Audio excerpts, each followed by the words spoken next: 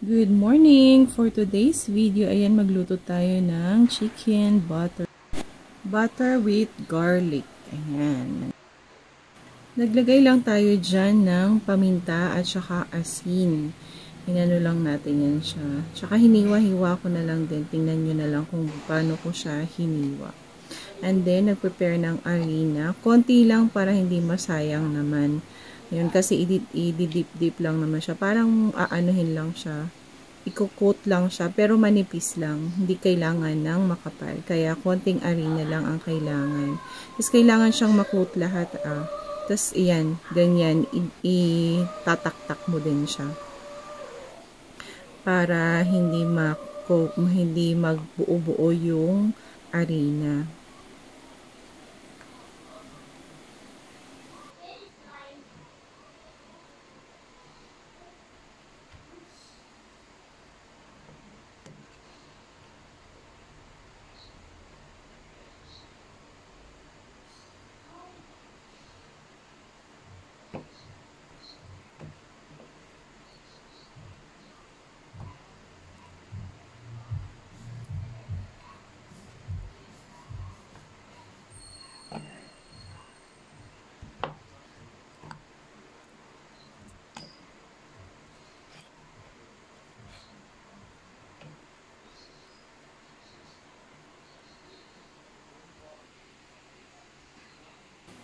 Okay, set aside na natin yung harina. Kasi ano na yun, diba? Kailangan dapat konti lang. Tapos, yung butter na yan, butter or margarine, okay na yan. Tapos, kailangan natin ng mantika. Konting mantika lang ha, mga ano. Kasi para hindi masunog yung butter. Para mabilis matunaw. Hinati ko lang para ano, save ng time. Tapos, pag ano na siya, tunaw na, ilagay na natin yung chicken. Kailangan ano lang, nakalatag lahat sila. Dapat hindi patong-patong. Kaya, madami yung na-prepare kong chicken. Ayan, bukas na lang ulit na i-prepare.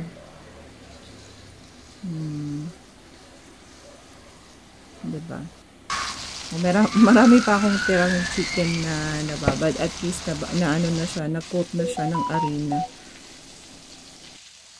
Over medium fire lang po siya para hindi siya masunog. Kasi alam nyo naman pag chicken mabilis lang yan maluto. Ganyang color lang dapat. Brown lang. Ay hindi pa nga. Light brown lang siya.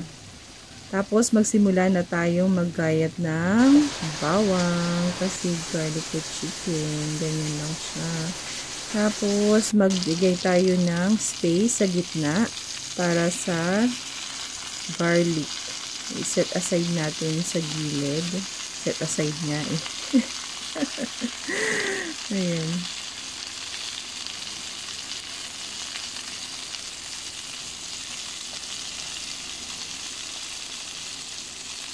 Okay, okay na yan. Ayos na. Lagay na natin ang garlic. Huwag masyadong itosta ha. Huwag din masyadong i-brown. Yung ano lang, hindi masyadong tostado. Basta maluto lang at lumabas yung aroma niya. Pwede na yan.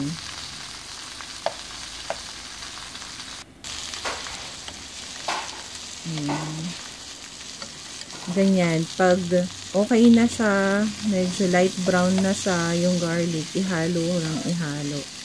So, na-struggle ako dito kasi yung pan ko umiikot ng mag-isa. Eh, yung isang kamay ko nakahawak ng cellphone. Kaya yun. Ayan, super simple lang yung ano na to, yung recipe na to. Ayan, suka. Mga 2 tablespoon lang yan na suka. Para hindi lang yan siya masyadong ano, hindi, papatanggal lang ng lansa. Ayan, toyo. Same din amount. Simpleng-simple lang na ano, recipe to. Nandyan lang. Tapos yung tubig, wag yung isang baso. Ayan, wag nyo na ubusin. Inumin nyo na yan. Magtira kayo para sa inumin nyo.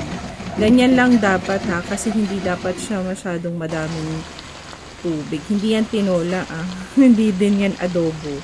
Tapos, ayan, yung sugar pampabalance lang po yan ng lasa. Tapos, kung kulang pa sa inyo yung ano, yung alat, nasa sa inyo na, timplahan nyo na.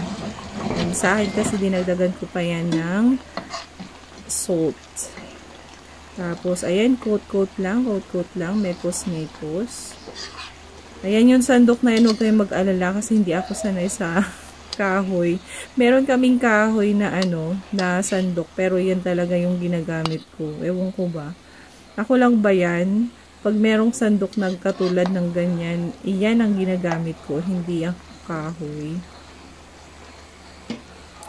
Ayan, antayin na lang natin na mag-simmer. Ayan, di ba, umuunti na siya. Dahil sa arena, medyo malapot siya.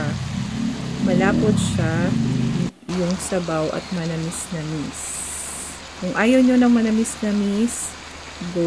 Lagyan ng asin. Ayan, let's enjoy. Thank you for watching. Share po.